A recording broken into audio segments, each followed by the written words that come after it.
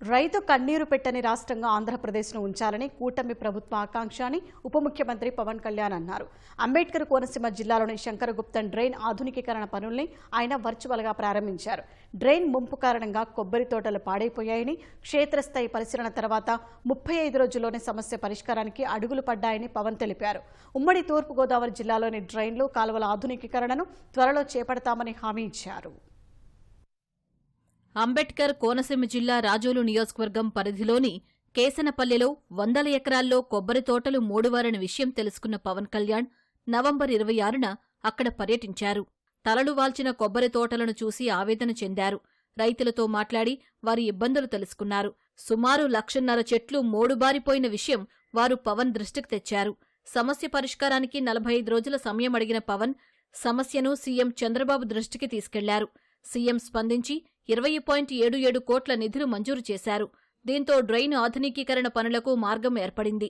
ముక్కోటి ఏకాదశి వేళ మంగళగిరిలోని తన క్యాంపు కార్యాలయం నుంచి పనులను వర్చువల్ విధానంలో పవన్ కళ్యాణ్ ప్రారంభించారు.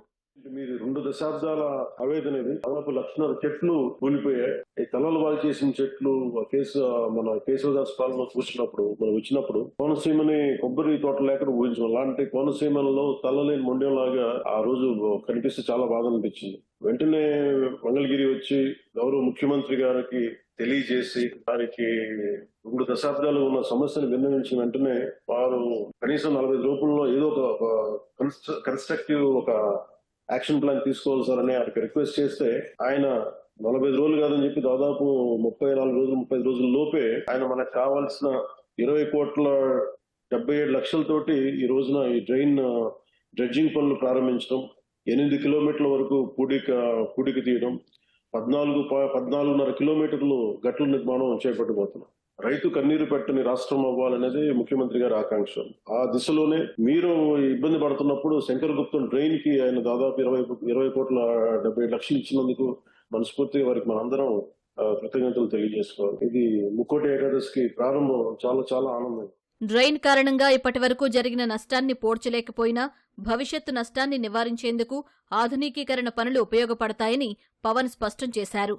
డ్రైన్ వెంట 250 ఎకరాల మేర ఉన్న ఆక్రమణలు తొలగించడంపై జిల్లా కలెక్టర్ దృష్టి సారించాలని ఆదేశించారు.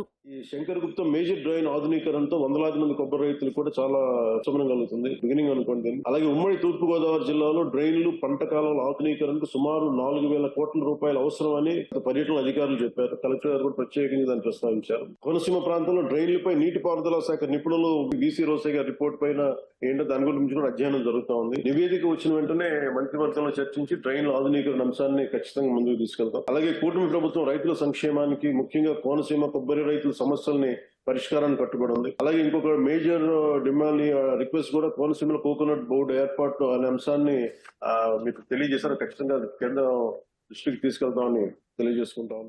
జలవనరుల శాఖ మంత్రి నిమ్మల రామానాయుడు అమరావతి నుంచి, రాజోలు ఎమ్మెల్యే వరప్రసాద్, జిల్లా కలెక్టర్ మహేష్ కుమార్ కేసనపల్లె నుంచి ఈ కార్యక్రమంలో పాల్గొన్నారు. శంకరగుప్తం డ్రైన్ కి సంబంధించినటువంటి ఆ రోజు 2017-2018 తెలుగుదేశం ప్రభుత్వం హయాంలో మరి 0 నుంచి 8.5 కిలోమీటర్ వరకు, అంటే దగ్గర 8.5 కిలోమీటర్ల వరకు ఆ రోజు రెడ్జింగ్ జరిగినటువంటి పరిస్థితి. 19-24 సంవత్సరాల పరిపాలనలో మళ్ళీ ఎక్కడ కూడా ఒక్క రూపాయి కూడా ఆ శంకరగుప్తంకి ఖర్చు పెట్టినటువంటి పరిస్థితి లేదు. దాని వంక చూసినటువంటి పరిస్థితి కూడా లేనటువంటి స్థితి. అందుకే ఈ రోజు ముక్కోటి ఏకాదశి పర్వదినాన ఆ శంకరగుప్తం డ్రైన్ కి సంబంధించిన పనుల్ని పవన్ కళ్యాణ్ గారి యొక్క చేతుల మీదుగా ఈ రోజు ప్రారంభించుకోవడం చాలా సంతోషంగా, ఆనందంగా ఉంది. రైతులందరూ కూడా ఎంతో ఆనందంగా ఉన్నారు ఈ రోజు. ఎందుకంటే ఈ సమస్య నుంచి మేము ఉపశమనం పొందబోతున్నాం. ఇది మంచి ప్రభుత్వం, ప్రజా ప్రభుత్వం, ప్రజల శ్రేయస్సు కోరే ప్రభుత్వం అని తెలియజేయడానికి ఇంతకంటే మంచి తాత్కాలం కానీ ఉదాహరణ కానీ ఉండకపోవచ్చు అనేది నా ఆలోచన. ఈ సందర్భంగా మీకు అభినందనలు తెలియజేసుకున్నాను. మీతో పాటు గౌరవ ముఖ్యమంత్రి నారా చంద్రబాబు నాయుడు గారికి కూడా అభినందనలు తెలియజేస్తా ఉన్నాను సార్.